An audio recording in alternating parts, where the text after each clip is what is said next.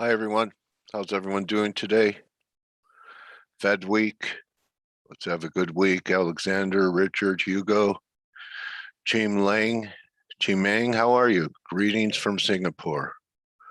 Sinatra, LZ, Gorshi, how are you? Okay, let's take a look around here. You guys all know we have some risk off continuing today. Well, it depends what side of the market you're on, Chimang. Hello, Laura. Okay, so we're getting the smash. We're getting the smash. And a lot of people had their line in the sand on the S&Ps under this low. So I think we're challenging it right here. Okay, with the Fed coming in this week, I don't expect much more than a relief rally. And I'm not sure how they could engineer it, because if they, delay the taper, the market will be saying, well, they're delaying it, but it may still be coming. I want to take a look at the dollar here, challenging the high of the move here, up here. And I think there's a possibility this is something that may support the market if the dollar could turn. So the strongest currency, the one that's holding up the best, at least today, is Euro. So I had this black line drawn and, close underneath it. We're under 78.6. I thought the Aussie might hold the 61.8. It's actually given up the least. Cable is right at or under the 78.6 level. So we'll see if we could get a turn in the dollar. I think that's going to be maybe the feature of the week on the 15 minutes. So far, we're getting a lower high. So I'd say that the way the market's trading and I'm only looking for a bear market bounce, maybe Euro could rally back to 119, 120. I'm still thinking that if the dollar fails here, guys, that we could still have this, where we had this. And if we had it from up here, still maybe trade down towards 91. But wrong on the move over the high of the move, 72. So thinking the dollar, at least for some type of scalp, might give up the ghost. So silver's following through to the downside. I talked about that. I thought we'd get new lows for the move on silver, while gold might be developing a right shoulder. And you could tell that the gold's still acting much better by how the gold silver ratio's up again. Not a bad looking chart, diverging a little bit. But I'm going to wait for this in the gold. If you look at the 15-minute, maybe it wasn't the 15, maybe it was 2 hour. Yeah, that's it. Okay, you see this? You have 1, you have 2. So maybe if we had one more shot down, it doesn't have to, because it diverged pretty nicely here. So of the precious metals, I'd say that if you want to trade counter trend for now, look for gold. I'm going to wait and see if we could get a third drive down here, test it one more time. And maybe something counter trend in the dollar is setting up. Well, yeah, I'd call this a pretty nice gap, DJ. So it actually gapped above a trend line, which makes it look like a breakaway gap, doesn't it? Good eye. Okay, so, I think we're going into the 30s on this. I think this is the correction that everyone's looking for. We'll see if it's just garden variety, 10%. I know that people will buy that break. We're almost, we'll be at 10% on the S&Ps right here at the 4,100 level. I think would be about 10%. So there's a 200-day moving average. So we're well under the 50. Looks like this could be a magnet. Okay, so let's see, is Steve Volge in here today? Okay, how about Ryan? Yeah, hi Dale, you all right? Yeah, buddy, how are you? Yeah, not too bad, mate. Good weekend? Yeah, a lot of football, the Yeah. real football, The one you The play with show. your hands. I know The that. one, yeah, exactly. The one you can't actually kick. Yeah. Yeah, you can kick. There's kicks involved in it. I know. I know. I actually really like American football because of the strategy involved. If you don't know much about it, you don't realize. But once you get to look into it, man, there's so much like playbooks and this and that. Respect to all these guys. Yeah, and there are some phenomenal super athletes on that field when these guys are thoroughbred. So yeah, it's always good when there's a pandemic to have football on to distract us. So Yeah. what's happening overseas, guys? Europe got hammered. All the bourses over there get hammered as well. DAX, etc. Christmas is cancelled here in the UK. Just headlines up that turkeys are going to be off because we won't have any CO2 to cull them with. So yeah, Christmas cancelled. We're all going to be sitting by fires in the snow about November. There's going to be shortages. Huh? Yeah. All right. There seems to be a double whammy now, right? We're preparing for the Fed, who, in theory, are going to guide us in terms of tapering and maybe give us a rough schedule on when are they going to be hiking and all that. But this is one, and then you have the China situation, which is pretty huge.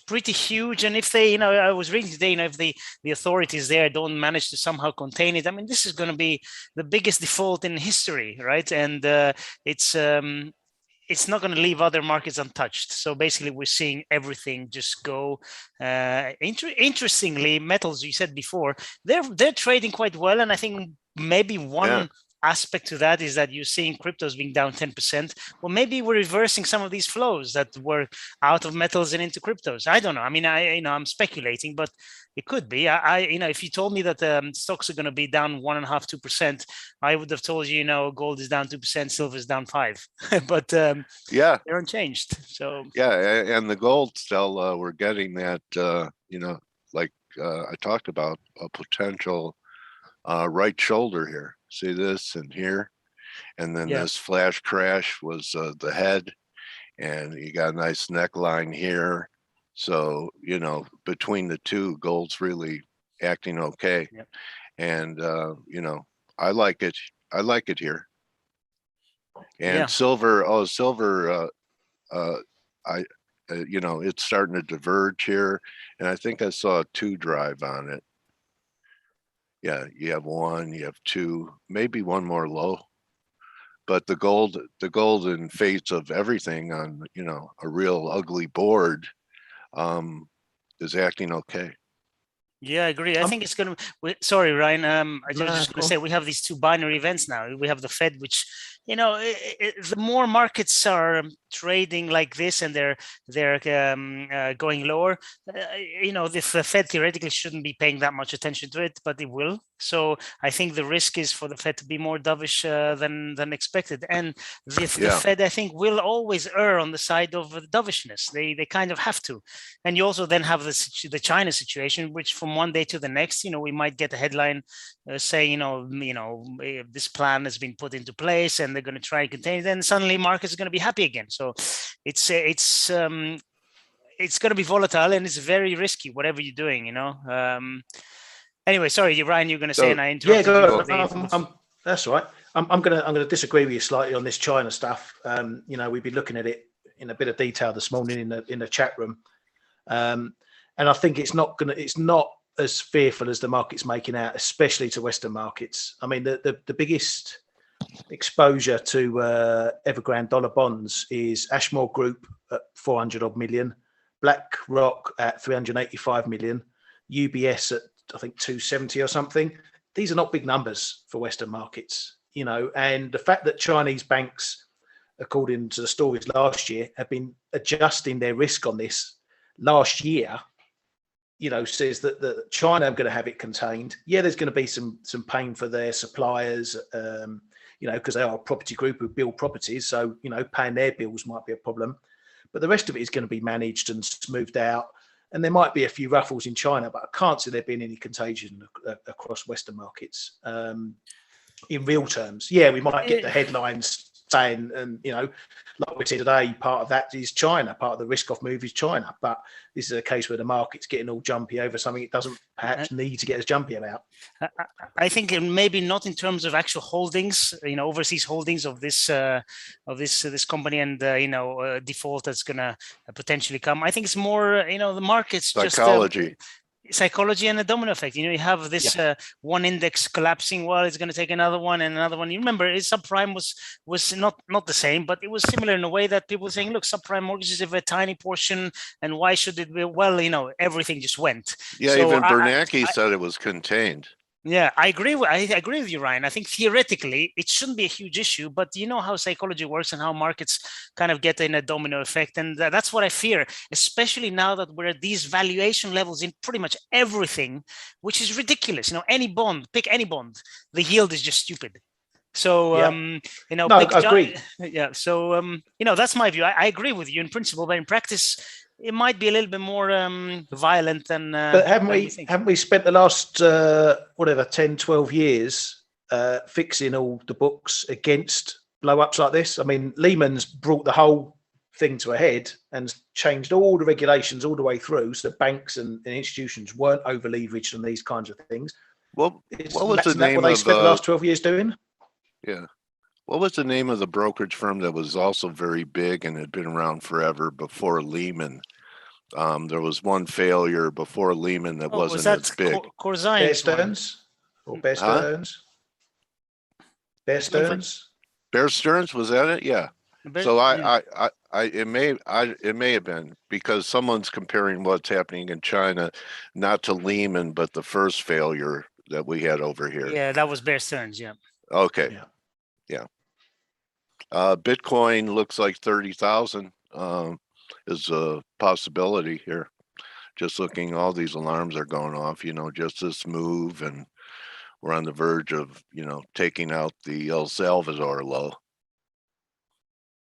Isn't that the El Salvador low? Right?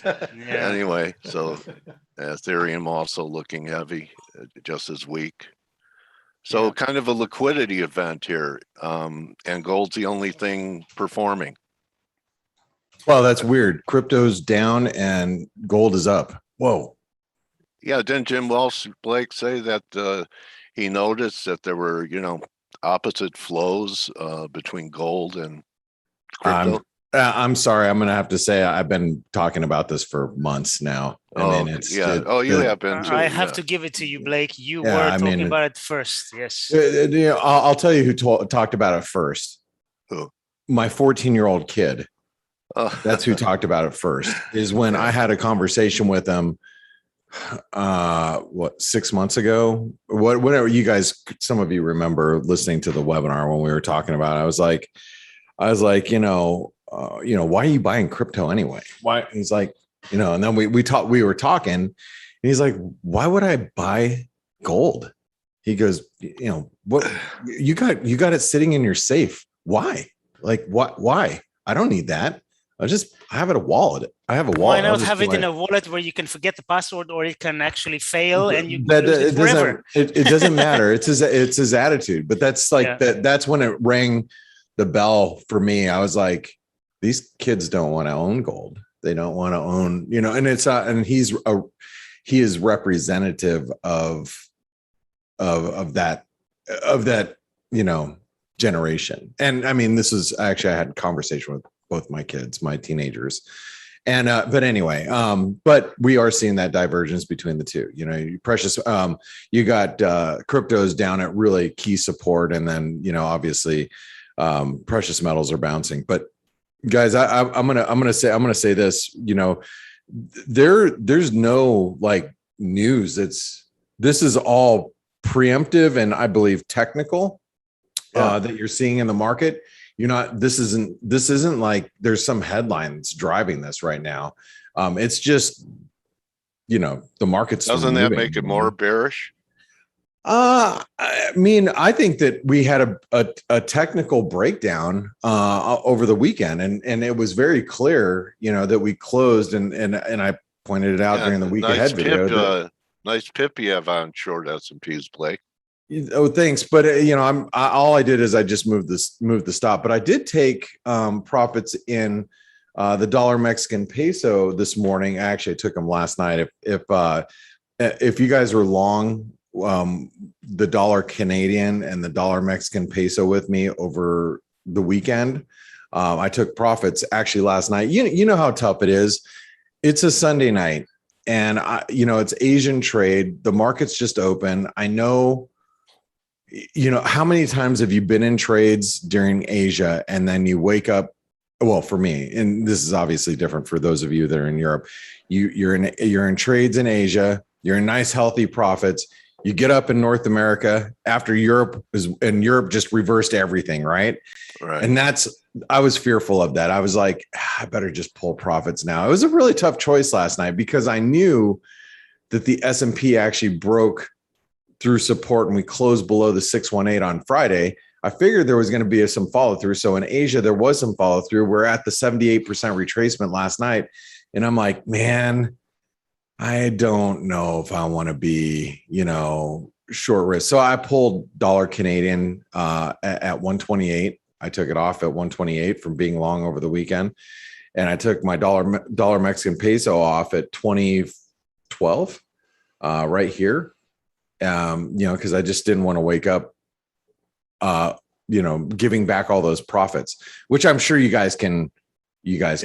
Those of you that are not in Europe, I mean, because in Europe, you guys and gals are the ones that turn it around on us. So you guys are always the ones laughing. But for us that are, actually have to sleep, getting up in the morning, I know Ryan's over there giggling right now. Yeah. For those of us that actually have to sleep, we get up and we're like, damn it, you turned everything around, but there's nothing you can really do about it. But anyway, go broke taking profits, Blake. No, but I get up being a little irritated too. But one thing that I want to point out is, we are seeing, this move is not on any specific headline as of right now. And Dale, you said it. Does that make it more bearish? I think the market is, sniffing out something, whether this Evergrande thing comes to fruition. I think, we just had a really good conversation. Ryan pointed out, there's not a lot of exposure for North American exposure. Is it going to be very disruptive to the markets? But Stelios also made a really good point. It's psychology too. If one domino falls, the other one can, other dominoes can fall as well. And especially when you have markets at such elevated levels. And that's what I talked about over the weekend on the week ahead video, is that, we've been moving up for so many years. This is not like, I'd felt we were a little top heavy pre-COVID, going into the end of 2019. I was like, this megaphone pattern, we're probably at the top here. And then, we got a reversal, but that was COVID. That was like our quote unquote black swan event, right? Yeah. That lasted a whole whopping 5 weeks? Yeah. And then 6. Yeah. 6. And then we doubled, the markets doubled because of, obviously the Fed and every other central bank. So, what happened in 2019 or beginning of 2020, it was inevitable, in my opinion, after 10 years of easy money, monetary policy, or 9 years of easy monetary policy. That was just inevitable that was going to happen. It just happened as a black swan event because of COVID. Now markets are, responding to the massive central bank, loose policy over the last year. And what we've got is what we've got. And I do think the markets are probably going to start to pull back now that we, are looking to, normalize monetary policy. But stocks are, taking notice right up here, because will Evergrande be, another black swan event? I don't think so, because everybody already knows about it, and it's going to be, you got the Ryans of the world out there going, yeah, it's not very much exposure. And then you got other people saying, well, this might be a good idea to take some profits because it's, psychologically going to wear, so obviously it's creating a little bit of an event where, you are starting to see some profit taking. And I think markets will naturally start to give some back, probably in the next 6 to 12 months is central banks try to normalize policy and taper bond purchases and possibly raise rates in certain circumstances. So you probably will get, the S&P moving lower towards 4,000 over the course of the next, several months. So anyway, that's my several days, maybe. Well, yeah, the way things are happening right now, it could be several days. Look at that gap, Blake, on the VIX. I mean, I wouldn't be short volatility now. Huh? Yeah, I mean, you wouldn't be short volatility. Yeah, I mean, look, volatility, we could probably reach a little higher, but yeah, I mean, you look at it, and we're probably, I would assume that they're gonna sell volatility as soon as they get in. Soon as they, you mean? No. As soon as we open up the North American markets, they're gonna lay into volatility. That'd be my assumption here. Let's take a real quick look around at like some of these currencies that are moving.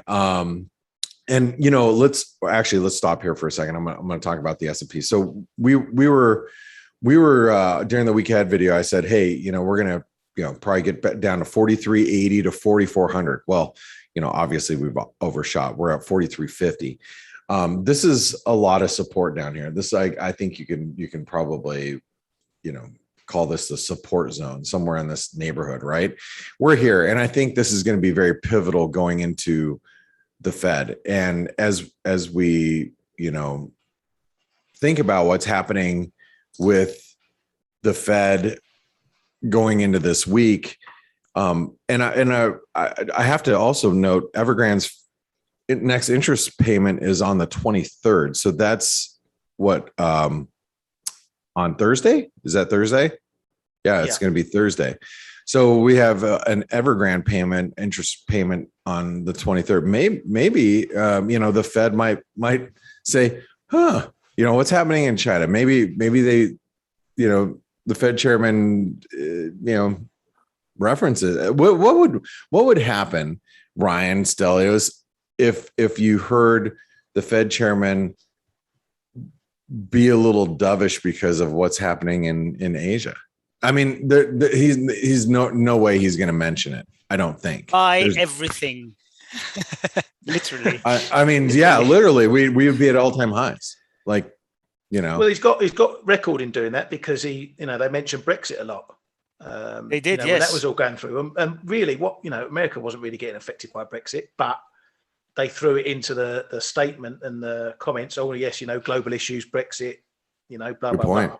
So, yeah, I expect he'll throw it in. If not, he'll get a question on it. And they'll know how much exposure the US has got, banks have got to that. And as I said, as we saw from the numbers I cited earlier, BlackRock, 385 million, that's not going to get them worried. Yes, as I fully agree what Sturz is about, market sentiment and psychology and catching on. So yeah, I reckon it will come up in questions at the very least. Whether they put it in the statement or not, I don't know, or just keep it broad. Yeah, I was going to say, I doubt that it's going to be put in the statement, but I'm sure that questions are going to be asked. And, if you're the Fed and you're like, if you're just kind of doing the Ryan thing, and I say the Ryan thing, quote unquote, the Ryan thing, but you're looking around and you're saying, okay, well, how much exposure do we really have? And is it really going to affect our markets a whole lot? It's probably not going to affect us, but it could, going the Stelios route, could affect, psychology. We're already seeing equity markets look a little, markets are looking a little, eggshellish walking on eggshells around here a little bit. So maybe we need to just approach the statement with a little bit more dovish stance. And why not? You know, there's no real reason for us not to at this point in time. We're still going to taper at the end of the year, and you know, in November. But we can wait a month to really, you know, make it an announcement. We can just kind of, you know, be a little bit more dovish right now. I mean, there's I think while we're all waiting to see what happens with Evergrande, it's like, if you're the Fed, what reason do you have to be hawkish right now? Right. Yeah, I should explain also the reason why I may sound a bit blasé about Evergrande is not because I think it's a nothing. I like to measure what's actually happening against what the news is saying, what the headlines are saying, what the market sentiment is. Because if the market is going far too fearful over Evergrande compared to what the actual situation is, if you do a bit of research, for me, there's a trade opportunity there. Because if stocks dump and it's all Evergrande, well, I'm going to be a buyer because I don't think it's a big deal. And that's my reason why I'm perhaps talking a bit blasé about Evergrande, because I'm looking for the trade. And one thing I love trading is sentiment, market sentiment, if it's wrong. But, you know, at the same time, aren't you just wanting, are you a little upset that, you know, Thanksgiving might be canceled, or Christmas might be canceled? You know, I mean, is that the whole reasoning here? I'm just joking. I live by the sea. If I don't get turkey, I'll go and shoot myself some fish. I heard you talking. I like, oh man, I saw the sarcasm hat get thrown on this morning. That's great. There's plenty of coal around to give for gifts. By the way, cryptos are going even lower now. Ethereum broke past below 3,000 and dropping. I've got Ethereum on the screen right now, Stelios, since you must be looking at your toes right now. I was actually at the screen. So if you look at Ethereum, we actually just broke below 3,000, as Stelios was pointing out. And we're approaching some pretty horizontal support. And this is really pretty key. I mean, if you look at Bitcoin, 43,000, and we've been noting this on, you know, on our, you know, private webinars too, for the Forex Analytics subscribers, but talking about like the bull bear lines right here, you know, you can see them both being breached this morning on Ethereum and Bitcoin.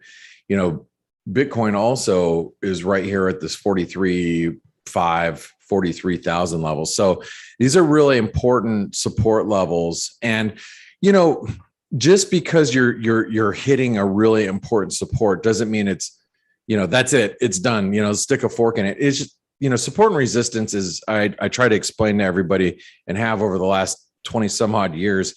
It's not an exact science. If it was, we would all be gazillionaires if it was an exact science. It's not. You know, support and resistance is a zone, and you know we're in that zone here. So you got to think, you know, Bitcoin's some pretty you know, big levels that make it vulnerable if we start getting a sustained break below, you know, let's just call it 42.5. You know, we start breaking below here, you know, and we stay below it. That's pretty bearish for the crypto space. And same with Ethereum. You know, we start breaking below, like, let's call like 29.5, you know, this breakout point, all this previous support, we start getting down here and staying down here. That's when you have to start looking at the crypto space saying, you know, hey, is this where Bitcoin really starts to look at, you know, 25,000 liquidity. Again? Yeah. It's like a liquidity event, don't you think? Well, you know, I mean, how big is the exposure right now? You know, to crypto. I mean, the whole crypto space is what, 10% of precious metals right now. So it's pretty big, but it's not. You know, it's. I don't know if it's. You know, I think you'd see a lot of institutions might have some exposure out there, but I don't know to what extent. Well, you know, sometimes you sell your winners when other things are. It's not the right thing to do, but. Well, I've done it, you know, to sell your winners to raise cash because you're getting clobbered somewhere else, like in equities, and you own crypto, you might be selling some. Yeah, I think that goes back to what Stelios is saying too. It's more the psychology aspect of it, like liquidity to a certain extent, but even more of, hey, you know what? Yeah, we've gone pretty far here. I'm going to book some profits in. I'm going to book some profits here to offset, my crypto losses, that type of thing. Yeah, I think that could definitely start that type of move. Anyway, hey, I know I just looked at the time. It's actually the time Flies. It Flies when does you're fly having a in the morning. crash. Yeah, Stelios. I don't even know if Steve is here, but we've kind of been excluding him because I know his son's. It's more getting the kids back and forth between school. It's this time of day. But Ryan, Stelios, any other comments before we turn it over to Dale and his interview? No, I'll leave it to Dale. Yeah, no, not from me either. I've said what I want to say. Yeah. Okay, let's all hope that Ryan gets a Christmas this year. That's what I'm looking. I'm actually gonna start a GoFundMe page so Ryan does not miss Christmas from here on. For Ryan, it's Christmas every day. Christmas. Just quickly, I saw a Bloomberg Yeah. article this morning in Germany. Big business is butchers' vending machines. So Oh you my go up to a goodness. vending machine, all your turkey and your meat and everything, because they get for the virus when people couldn't go. It's a big thing Oh. now over there. So I just take a trip to Turkey. To Does Germany. it accept Bitcoin to buy the turkey? Not the way it's dropping. Not today. Deutschmark.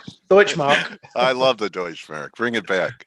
All right. All right, guys. Hey, just a quick shout out to our sponsor, Forest Park FX. If you guys haven't figured out, that I actually just got a check on Friday. I love getting these once a month. I get this check in the mail, and I'm like, "Ooh, look at that!" You get cash back rebates, or you can learn how to get Forex analytics for free.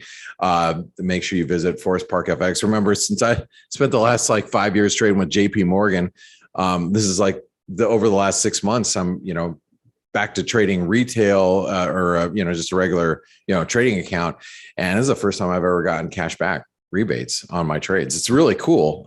So I use this as well. So just don't get carried away with it, guys, and churn your account so you can have a bigger rebate check. Right.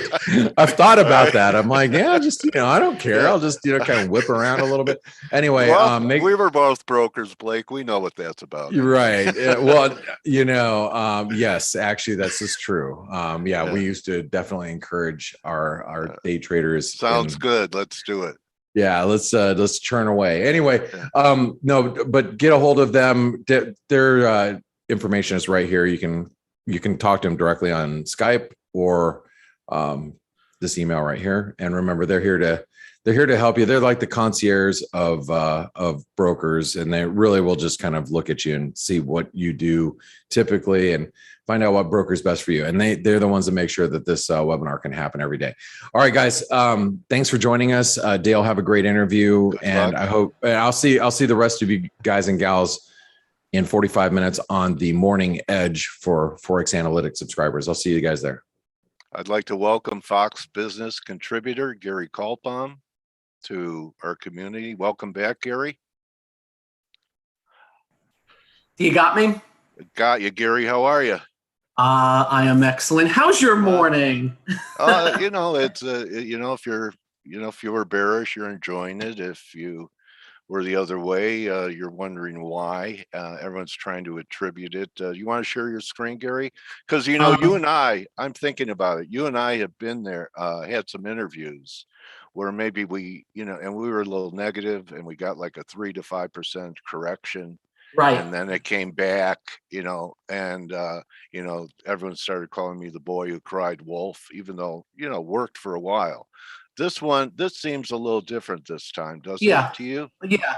By the way, I'm trying to share screen. It says you cannot share screen while the other participant is sharing, whatever that means. Okay. So there you go. Now you can.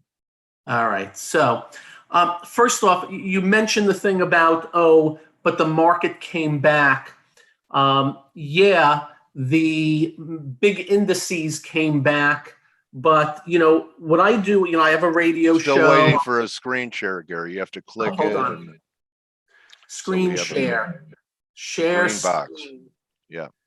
Share. Yeah, so you're going to get to the underlying weakness of breadth and everything before the Yeah. sell-off began. Yeah, well, when I every night I scan 1,500 to 2,000 names, 200 sectors, every country, every commodity, and just every day on my radio show, I would say S&P's fine, Nasdaq's fine, Nasdaq 100 is fine, small caps are underperforming, but, and then I would show, let's see if I can get this up here. Hold on. Then I would show Union Pacific.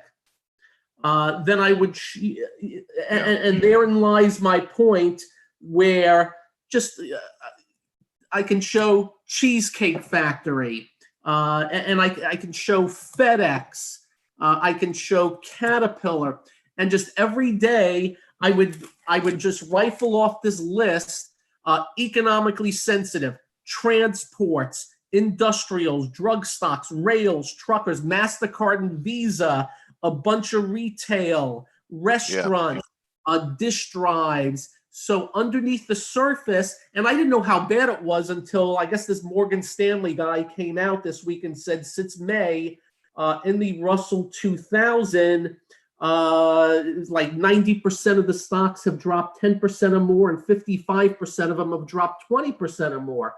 So what's happening today, I know there's this thing going on with Evergrande. But as I always state, you can only weaken or top, for now, a market that was already weak. Narrow markets are easier to sell off because there's less strength underneath the surface, and there's so much of this Microsoft that is going to hold things up. And little by little, piece by piece, all the fangs, and they're starting to roll over now too.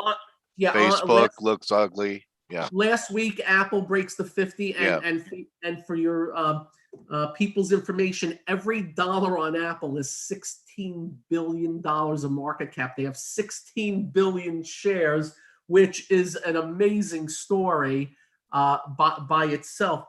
But just last week, they started getting things that they weren't getting before. And I had no idea we'd walk into today. There's no way of knowing, but underneath the surface, the S&P, they were coming after and finally breaking the 50. And just, I had a big piece in Facebook and I sold it on this day and I got pissed off because they reversed it on Wednesday. And I'm thinking, oh, they're going to rally this thing up. And it looks like they're not. I owned Apple, I own Facebook, I own Google because of how strong they are. Now Google's breaking the 21 head for the 50. So the bigger indices are now under pressure while so many already were.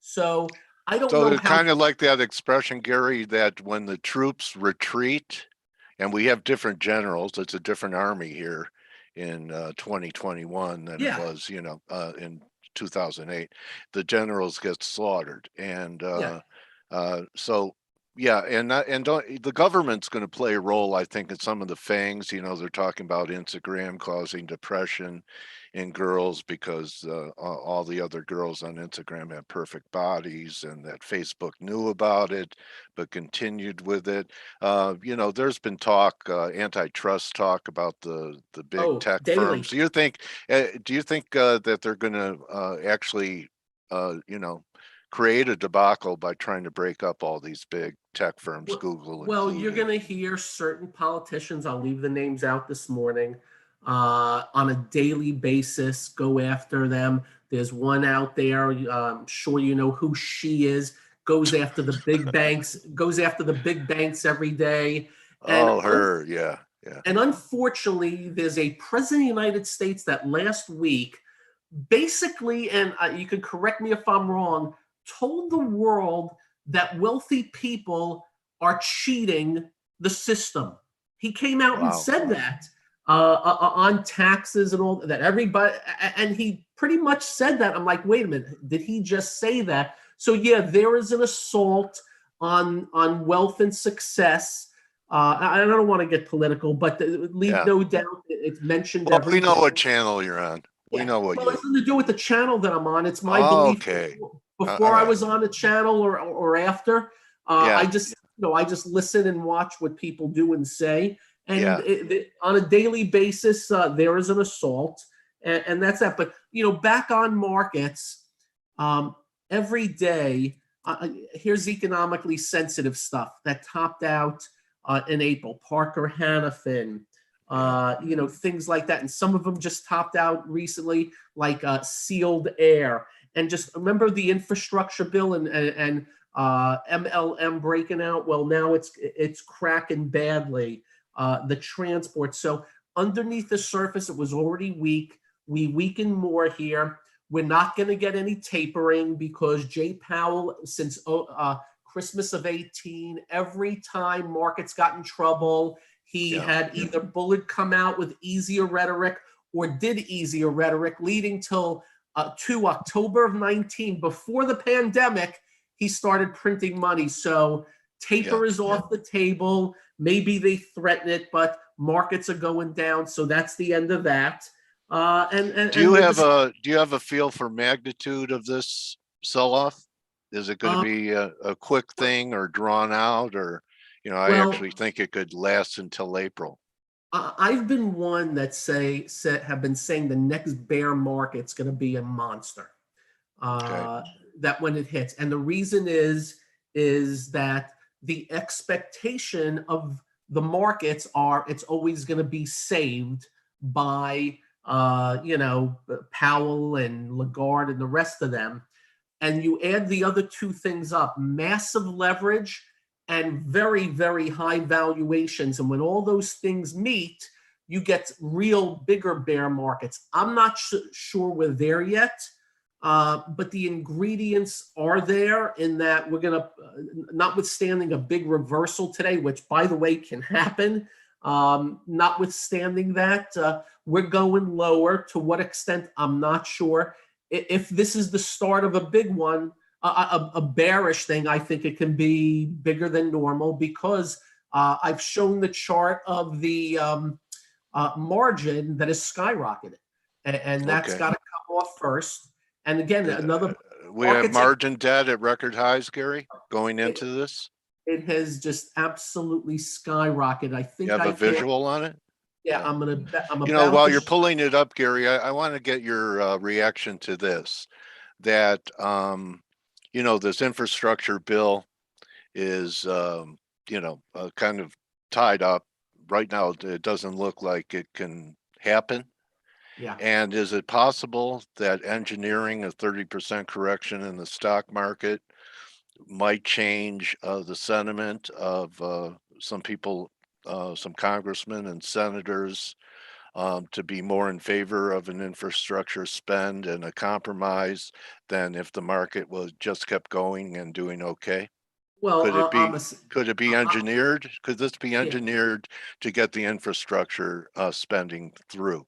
Well, I'm a cynic, big time when it comes to politicians, but I don't know if this is engineered because this is, the topping out process near term has been going on for a while. But anything's possible with these people. But I don't know if they have that much power.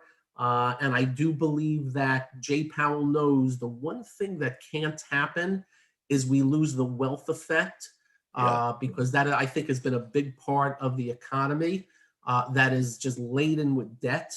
And so I'm not there. And by the way, I'm showing the picture of margin. That is late inning type action, that type of move in margin. That was in May? Yeah, in the last few months.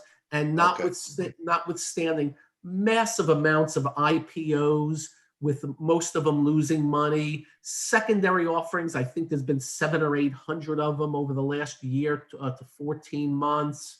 There's just a lot of ingredients just to watch out for. And by the way, I say this, the other part of what I've been saying on the radio was, hey, Datadog looks great.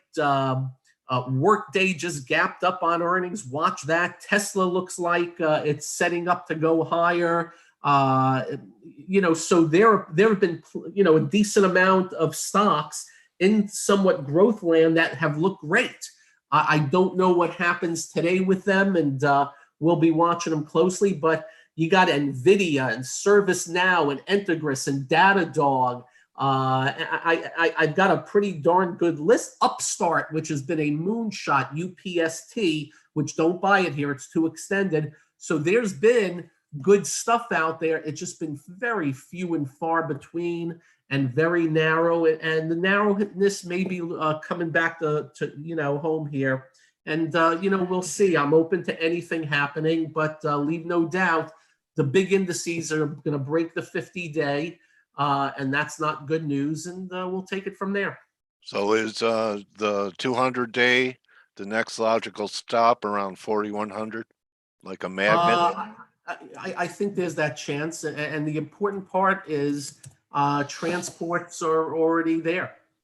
There's things that are already there. The FXI, the China, has been just, you got the death cross back in May for the FXI. The emerging markets look, terrible. I noticed Brazil, I'm putting up, terrible. And just in the last week, the utilities look like they've topped out. And then names that were acting great for a while. Look, here's Otis Elevator, which again, elevator down. Yeah, it just, we're a big believer right up the 50-day. And if you finally break it, that's troublesome. There's been a lot of stocks that look like Otis now that were acting just fine and just cracked. So we're in a moment of time. It's September. I'm not in this camp that, don't worry and everything's going to turn. I'll let the market decide. All we can tell you right now, there's some issues. And by the way, one of the only instruments up today performing, which got hammered last week, is gold. You see anything in the miners where they may be a decent hedge during this time frame? I would have thought that a while ago. I really do believe that the crypto has gotten the gold mining people. I really do believe, because with some of the things that have happened, I would have thought gold and gold miners would be a lot higher. So I think there's a component of that. To what extent, I don't know. It's just a guess. But gold and gold stocks have been in a bear phase, bear market, whatever you want to call it. And you respect it, and you just wait till it. How about bonds, Gary? There was no flight to quality Friday. I think there may be some today. Are people going to hide out in the bond market here? You would think that would be the guess. You would think, and it's set up to for the TLT to go this way. And if you look at the 10-year, little move down. Yeah, there's that potential. And remember, when the market gets defensive, it goes defensive. It finds defensive. So yeah, and by the way, it's just not what I'm already showing you. The other thing that woke me up here even more is like a 3M, which is not a leader, but look what they did to it right there. And Honeywell, same day. And I'm like, what's going on with these Dow stocks? So just, more and more bad, less and less good. And now I was looking where the Qs are, because they've been holding up pretty darn well. So the Qs are going to open about right here, which, by the way, does not look like the end of the world. But since it's such a crowded trade, you worry that, everybody jumps off the boat at the same time. And that's something I'm going to watch closely. Just we're overdue, and we'll see where it takes us. Let me ask you this. I know a lot of people are pointing towards Evergrande and what's happening in China. Yeah. But there really isn't any news that sparked this sell-off. There was, no black swan, no specific news. Are we going to have, are there maybe a fiscal cliff? Do you think that they're going to raise the debt ceiling? I mean, of course they'll raise of course they'll raise the debt ceiling. Are you kidding? Will they let a few days lapse before? Yeah, because they like, pissing off the electorate and, getting the politicians, be on our side, and look, we're getting closer and closer. Okay, we're voting for it. Yes. So I'm not so worried about it. But Evergrande, I think they have like 300 billion of debt. And I've always said if anything's going to come back to haunt, it is the debt that's out there. And, I still remember we were told by Bernanke and Yeah, it was Paulson contained. that everything's contained, don't worry. And then we find out that mortgage-backed securities were leveraged 10 to 1, 15 to 1, 20 to 1, and all hell broke loose. So they're telling us now, oh, don't worry, the banks are capitalized great, the lenders are good. And I'm saying to myself, wait a minute, the people that have taken us the 29 trillion of our debt here are telling us not to worry about debt. So that's something I'm going to be watching. I don't trust them as far as I can throw them. I equate them to my New York Giants team if they're up by 3 in the fourth quarter. So, I don't trust them. And again, I just watch the market. Yeah. And I sold all my stocks in the last 2 weeks, except I own a couple of ETFs that have been holding up great. And we'll see what comes of it today. Hopefully we get the mother of all reversals, but I was looking at the German DAX today, which had been strong. That looks like a big top maybe. So just, put up the umbrella and don't try to be a genius here and recognize the average stock topped out in February when the bubbles popped, a lot of the bubbles. In May, started getting other things. And Definitely now, in April, a lot more in April, then a lot more in July, and now the averages are the last to go. Yeah, that's how it works. Yeah. This is where you get the masses say, oh, here you go. We already knew underneath the surface, hell, I'm not going to own 3M or Caterpillar or Deere or Cheesecake Factory or Cracker Barrel or Stanley Works or Comcast and Charter, which topped out last week. They report, oh, the Dow, S&P, NASDAQ, and all we've heard is, oh, they're down a couple of percent, no big deal. I'm saying, well, if they start playing catch up to everything, it's a big deal. So again, I don't have a real thought process how bad it gets, but we just get out of the way and let it do its bidding to whatever point it decides to and go from there. And if they decide it's the big one, we'll know, because you can't hide bear markets. And by the way, let me show you what a bear market looks like. It is the inverse ETFs. Here's your Russell. Yeah. Here is your inverse. If you want to know what a bear market looks like, this is the classic, how you just continue to descend below the 50-day, and every rally into the 50-day fails. Now we're going to get something like this.